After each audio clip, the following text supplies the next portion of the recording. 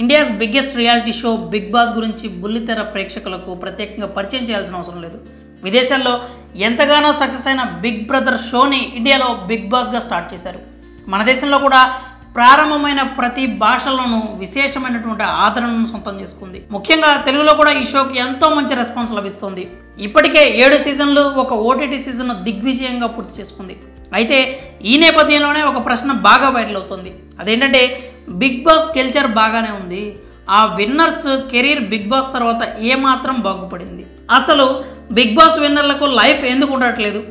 Big boss show అనగానే తెలుగు బుల్లితెర ప్రేక్షకుల్లో మంచి జోష్ వచ్చేస్తుంది. ఈ షో తాజాగా 7వ సీజన్ని పూర్తి చేసుకున్న విషయం తెలిసిందే.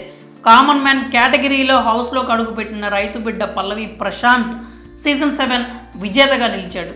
సామాన్యుడిగా వచ్చి సెలబ్రిటీలను కూడా వెనక్కి తోసి అసామాన్యుడు అనే బిరుదును సొంతం చేసుకున్నాడు.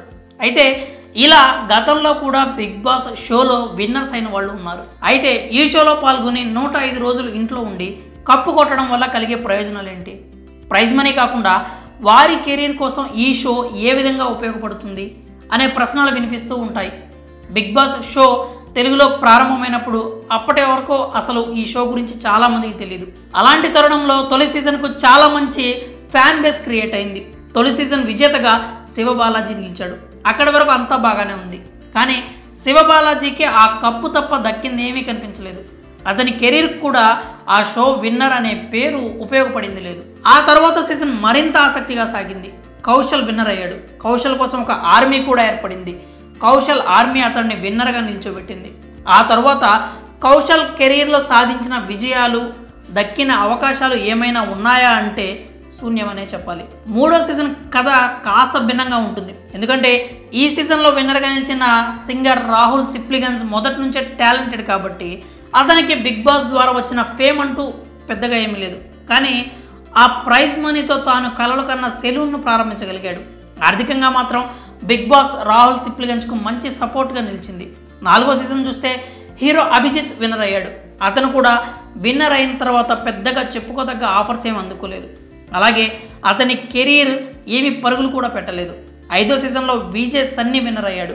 ఆ తర్వాత హీరోగా తన అదృష్టాన్ని పరీక్షించుకుంటున్నాడు. 6వ సీజన్ విన్నర్ రేవంత్ ఈ కోవకు చెందడు. ఎందుకంటే స్వతహాగానే సింగర్గా రేవంత్కు చాలా మంచి గుర్తింపు ఉంది. బిగ్ బాస్కి రాకముందే రేవంత్ మంచి పొజిషన్లో ఉన్నాడు. అయితే ఈ షో ద్వారా ప్రైజ్ మనీ మాత్రమే కాకుండా తెలుగు ప్రేక్షకులకు మరింత దగ్గరైనట్లయింది. ఇక ఓటీటీ విన్నర్ బిందు మాధవికి కూడా తెలుగులో పెద్దగా అవకాశాలు వచ్చినట్లు కనిపించట్లేదు. ఇటీవల ఒక వెబ్ సిరీస్లో వేసింది. తాజాగా సీజన్ 7 విన్నర్గా నిలిచిన రైతు బిడ్డ జీవితం ఈ బిగ్ బాస్ తర్వాత ఎలా మారుతుందో చూడాలి. స్వతహాగా రైతు బిడ్డ సోషల్ మీడియా ఇన్ఫ్లుయెన్సర్ కాబట్టి అతని లైఫ్ ఏమైనా టర్న్ తీసుకుంటుందా అంటే వెయిట్ చేయాల్సిందే. అయితే బిగ్ బాస్ వల్ల కెరీర్లో దూసుకుపోయిన వాళ్ళు కూడా బాగానే ఉన్నారు. ఒక కామన్ మ్యాన్గా హౌస్లోకి అడుగుపెట్టిన రివ్యూవర్ ఆదిరెడ్డి లైఫ్ ఇప్పుడు చాలా అద్భుతంగా మారిపోయింది. అలాగే సోహెల్ కూడా బిగ్ బాస్ రెమ్యూనరేషన్ సూట్ కేసులో వచ్చిన డబ్బుతో బాగానే సెటిల్ అయ్యాడు. ముఖ్యంగా హీరోగా వరుస సినిమాలతో దూసుకుపోతున్నాడు. తాజా సీజన్లో యూట్యూబర్గా వచ్చిన టేస్టీ తేజ కూడా సినిమాల్లోకి ఎంట్రీ ఇస్తున్నాడు. ఇప్పటికే 4 సినిమాలు సైన్ చేశానని చెప్పాడు. ఇన్నాళ్ళు సంపాదించింది ఒక ఎత్తు అయితే బిగ్ బాస్ తర్వాత అంత సంపాదించానంటూ చెప్పుకొచ్చాడు. అయితే బిగ్ బాస్ విన్నర్లకు మాత్రం పెద్దగా ఉరిగిందేమీ లేదనే చెప్పాలి. బిగ్ బాస్ వల్ల కెరీర్లు పాడైన వాళ్ళు కూడా ఉన్నారు. మొత్తానికి ఈ షో వల్ల పేరు, ప్రైజ్ మనీ అయితే వస్తున్నాయి. కానీ కెరీర్కి మాత్రం ఈ టైటిల్ పెద్దగా అక్కడికి రావట్లేదు. మరి బిగ్ బాస్ టైటిల్ విన్నర్స్కు ఎందుకు లైఫ్ ఉండట్లేదు? మీ అభిప్రాయాలను కామెంట్స్ రూపంలో తెలియజేయండి.